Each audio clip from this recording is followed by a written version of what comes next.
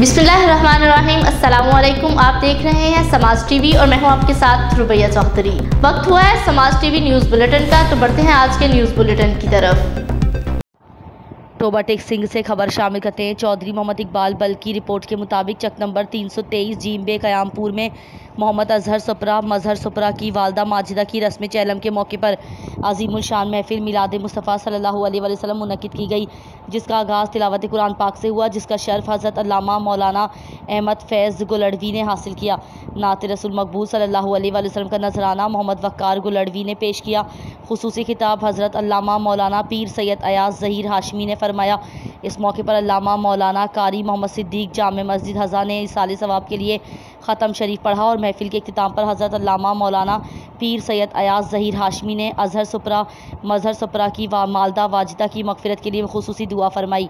इस मौके पर साहिबजादा हाजी मोहम्मद रफ़ीक, साबका डिस्ट्रिक्ट वाइस चेयरमैन इरफान आज़म सुपरा, चीफ एग्जीक्यूटिव समाज टेलीविज़न नेटवर्क चौधरी मोहम्मद इकबाल बल, फ्रेंडशिप पेट्रोलियम वाले बाबा हाजी मोहम्मद शफीक, राना मोहम्मद अकील, सिलेक्टिव मोबाइल वाले फ़ौजी मोहम्मद इलियास, फ़ौजी मोहम्मद इरशाद, हाजी लाला मोहम्मद सनाउल्लाह, मोहम्मद शफ़कत विरक, लाला मोहम्मद मकबूल और अहले इलाका की कसीर तादाद ने शिरकत की।